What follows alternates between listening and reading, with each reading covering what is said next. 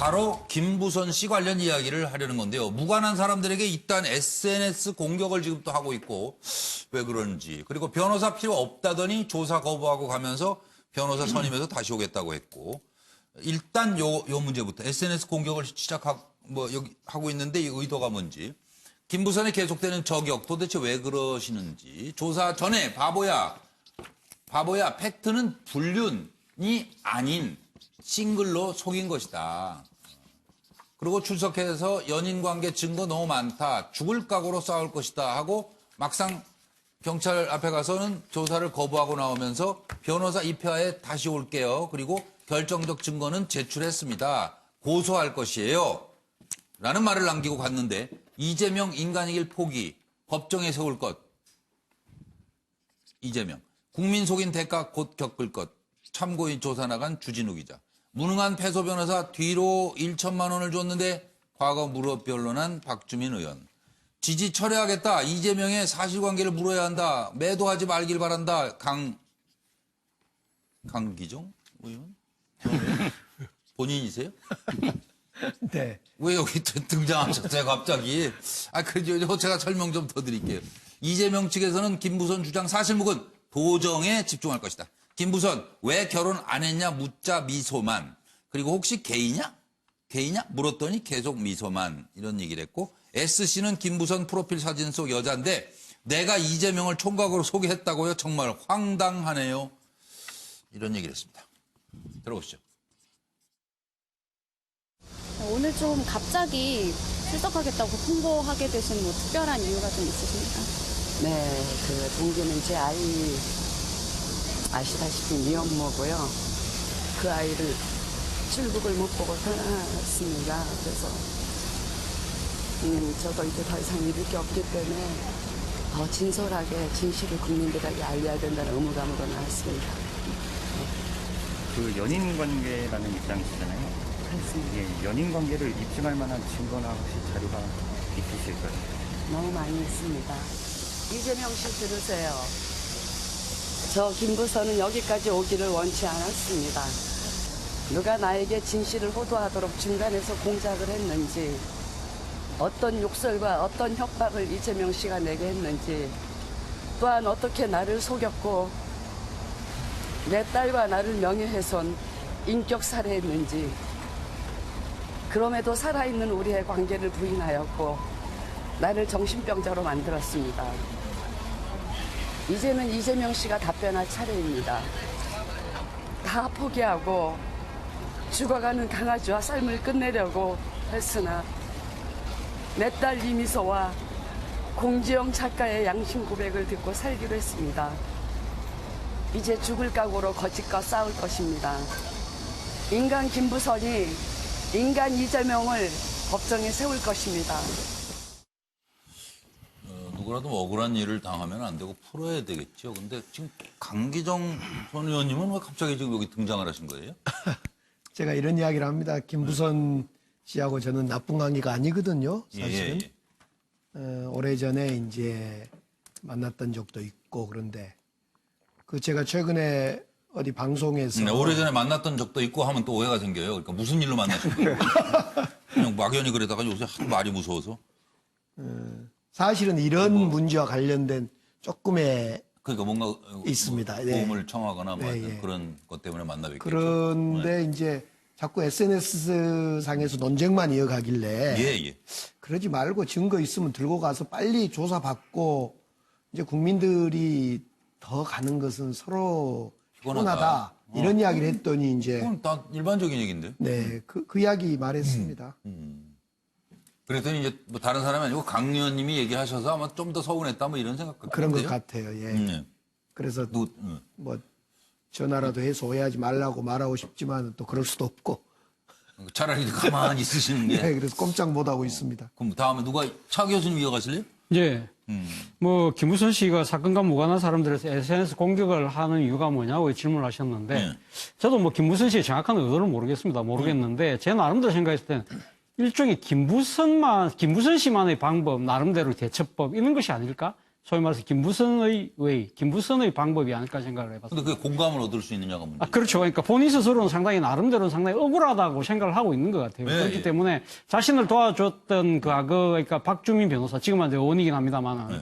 뭐 이분이 요즘 뭐 관계가 두 사람 관계가 어떤지 모르겠지만 아마 그런 부분들에 대해 좀 섭섭함을 느끼고 있는 것 같고, 예. 그리고 지금 뭐 또 그 소개해줬다는 SC를 이야기를 하면서 하는 이야기들 보면 자기 나름대로 아마 진실을 규명하려고 하는 자기 나름대로의 방식이 있는 것 그리고 같습니다. 이 사람 펄쩍펄쩍 뛰었는데. 또. 그렇죠. 근데 자기 아니라고. 그거보다 더 큰 거는 제가 생각했을 때는 이 지금 또 상대가 이재명 경기도지사지 않습니까? 예. 이재명 경기도지사가 뭐 현실적으로 상당한 또 권력의 이 위치에 있기 때문에 예. 아마 거기에 대해서 나름대로 이 상당히 자기가 맞대응하기 위해서는 예. 끊임없이 뉴스를 만들어내면서 대중의 관심을 갖고 와야 된다는 생각도 하고 있는 것 같아요. 그것도 그렇기 필요하다. 때문에 예. 뭐 이런 여러 가지들이 아마 복합적으로 작용하면서 예, 예. 자기 나름대로 방식을 지금 구사하고 있는 것이 아닐까 하는 생각인데 예. 근데 저는 그런 생각을 해봅니다. 이 지금 김부선 씨가 사실 이 지금 이재명 지사와의 이 문제 자체가 본인이 지금 그 원에서 시작된 것도 아니지 않습니까? 예. 본인도 지금 선거 과정에서 본인도 휘말린 경우인데 예. 그러나 본인은 이제 말 한마디 한마디가 상당히 지금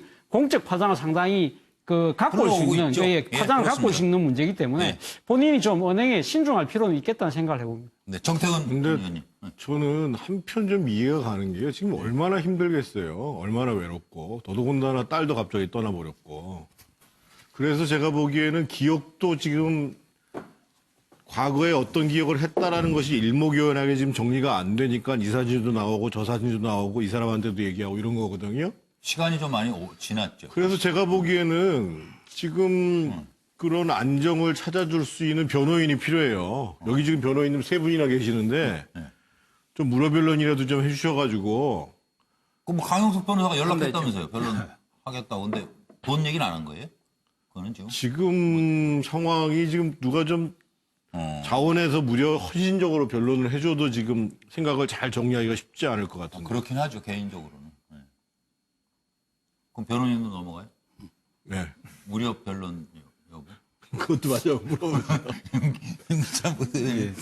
저는 뭐 서운함이 기본적으로 깔려 있을 것 같고요. 예. 그리고 공격을 하면서 그 배경을 설명하실 때 보면 김부선 씨가 그분들하고 친했다라는 점을 또 부각시키고 본인의 정치적 성향을 나타내고 있어요. 자기도 이쪽 성향이다. 네. 그래서 지난 그 지방선거 때 비록 바른당 김영환 후보의 공격에 편승해서 이렇게 했지만 실제 나도 이쪽 민주당 지지자다라는 식의 말을 해서 이재명 씨 인간 이재명이지 민주당은 이재명이 아니다. 인간 김부선이지 바른당의 김부선이 아니다. 이런 식의 그러니까 어떤 응원을 유도하는 네. 이런 좀 맥락이 깔려 있지 않나 이렇게 생각을 해봤습니다. 그러면 서정훈 변호사는? 제가 보기에 김부선 씨가 지금 계속 여러 사람으로 전선을 확대하고 있잖아요. 그렇죠. 저는 그게 한마디로 보면 이게 본인은 힘없는 연예인인데 뭔가 이게 거대 기득권에서 핍박을 받고 있다. 이런 이게 피해의식이 젖어 있어요. 거대 이게 기득권? 그거는 이재명 지사가 얘기한 거 아니에요? 그러니까요. 제가 보기에 이재명 지사는 본인이 거대 기득권의 업무를 하지만 김부선 씨 입장에서는 오히려 이게 이재명이 또 이게 주진우, 그 김어준 주변 이런 분들에게 사람들까지. 거대 기득권. 박주민도 이게 국회의원이니까 거대 기득권. 예. 왜냐하면 이게 강기정 의원님에 대해서 이렇게 페이스북 올렸습니다. 네. 강기정 의원에게 제가 참 존경했던 정치인인데 오늘부터 적겠다. 네. 저를 비난하기 앞서 이재명을 만났을 때 사실관계를 먼저 확인했어야 되지 않느냐. 예. 힘없는 연예인하고 함부로 매도하지 마십시오. 이런 올려놨거든요. 예. 제가 보기에 강기정 의원님도 이재명한테 먼저 진실을 물어야지. 왜 본인을 모 방송에서 비난하냐. 네. 그러면서 이게 글을 힘없는 연예인으로 써놨거든요. 네. 아마 그런 피해의식이 자꾸 이게 전선이 확대되는 첫째 이유고요. 아, 피해의식. 그다음에 두 번째는 이재명 지지자들이 계속 그 인터넷 댓글로 딸까지 네. 막 공격하니까 딸이 지금 워킹 홀리데이 나갔잖아요. 예. 이런 이게 피해의식도 있고요. 근데 제가 말씀드리고 싶은 거는 어렵네. 이제라도요. 김부선 씨에게 여론전은 좀 그만두고 제가 보기에 법리전을 해야 돼요. 이 말이 경찰이나 검찰에서 이게 법적으로 팩트, 증거를 가지고 싸워야지 이제 더 이상의 여론전은 설득을 얻기가 좀 쉽지는 않습니다. 아, 그래서 변호사가 필요하다니까요. 그리고 저기 변호사 또 한 분 계신데, 현근택 부대변인. 저는 사실은 이 문제는 그냥 김부선 씨가 있는 증거를 전부 제출하고 이 논란이 벌써 굉장히 오래됐습니다. 1, 2년 된 게 아니거든요. 증거 제출하고 또 조사를 받으면 됩니다. 처음에 물론 이거 피고발인이기 때문에 뭐 변호인이 필요한 건 맞습니다만 변호사가 도움 줄 수 있는 건 한계가 있습니다. 왜냐하면 당사자 둘이 가장 잘 알고 예를 들어 법리적으로 복잡한 사건이다. 그게 아니에요. 팩트, 사실관계. 그건 밝히면 되는 거거든요. 그거 없을 것 같지 않아요? 그거는 뭐 모르겠는데요. 예. 근데 지금 이제 얘기 나오는 게 이재명 지사는 조사 안 하고 김부선 씨만 조사하면 사실 이 조사가 또 결론이 안 납니다. 예. 어찌 보면 이재명 지사도 그냥 나와서 조사 받고 예. 나중에 문제가 된다 그러면 진술이 엇갈린다 그러면 대질까지 하고 그다음에 김부선 씨는 모든 증거를 다 내놓고 이렇게 해서 이 논란을 종결시키면 되는 거거든요. 근데 그 부분이 지금 뭐 증거는 어떤 게 증거가 있는지 모르겠습니다만 증거가 당시의 증거라 해야 되거든요. 그 이후에 뭐 만들어진 증거는 이제 증거로서의 가치가 좀 떨어지는데 예. 그 당시 증거가 있었으면 한 가지 의문이 지난번 선거 때도 논란이 됐었거든요. 그 전에도 논란이 됐었고 그때도 이미 나왔을 거란 말이죠. 이게 이제야 나오지 않고.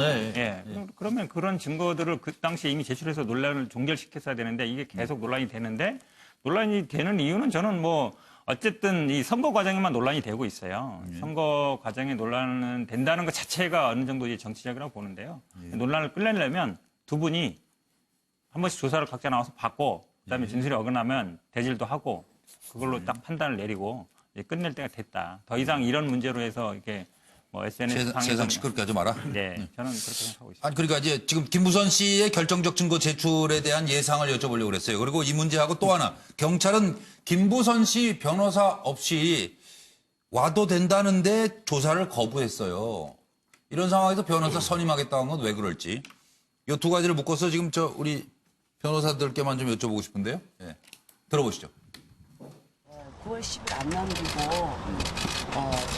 변호사 입회하에 고소장까지 정식으로 만들어서 사건은 같으니까요. 이재명 씨를 고소장을 같이 갖고 와서 정식으로 진술하기로 했습니다. 진술을 거부하셨다고 저희가 들었는데 사실이 아닌가요? 진술을 거부한 거 맞습니다. 왜 거부를 하나요? 제가 아까 말씀드렸잖아요. 오늘은 진술 안 할 거라고. 이 언론인들과의 약속을 취소할 수가 없고 또 결정적인 거짓말을 서류를 갖고 왔고 그거를 전해드리고 상대는 아주 영리한 법조인이고 변호사예요. 이재명 씨는. 근데 저는 배운 것도 없고 대학교 문턱에 들어가 본 적도 없는데 제가 피해자이면서 가해자로 등갑될 수는 없습니다. 제 자신을 보호하기 위해서 저는 변호사와 반드시 입회해야 될 것 같다는 여러 팬들의 우려에 저는 전적으로 동의해서 떠납니다. 여기까지 하겠습니다. 아까 30분 전에는 변호인이 필요 없다고 말씀하셨어요. 갑자기 말씀을 바꾸시면 신뢰감이 떨어지는 최준희 씨가 생각이 나네요.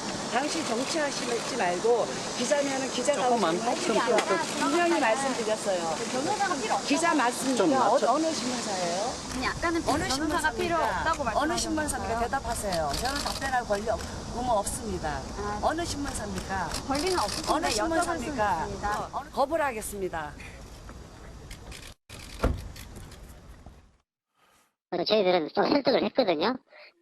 가는 뭐 굳이 그러실 필요가 있냐고. 오셨으니까 조사받는 게 어떻겠냐고 계속 설득을 드렸는데도 본인이 뭐 불편해하시고 거부를 하시니까. 변호사도 선임 오지 마라. 왜 그래? 왜 돈 들여갖고 변호사 선임을 안 해도 된다. 분명히 제가 또 말씀드려요. 변호사 선임 안 해도 됩니다. 왜? 아니 진짜 본인을 위해서 우리가 해주려고 돈 몇 천만 원씩 들는다고. 아니 돈이 어디 있습니까? 그걸 뭘 선임 안 해도 충분히 우리가 알아서 하겠습니다. 들으십시오. 변호사 선임 안 하고 조사 받아도 큰 문제 없을 것 같은데 본인이 뭐 거부를 하시니까 그건 본인 의사를 존중해드려야 되니까요.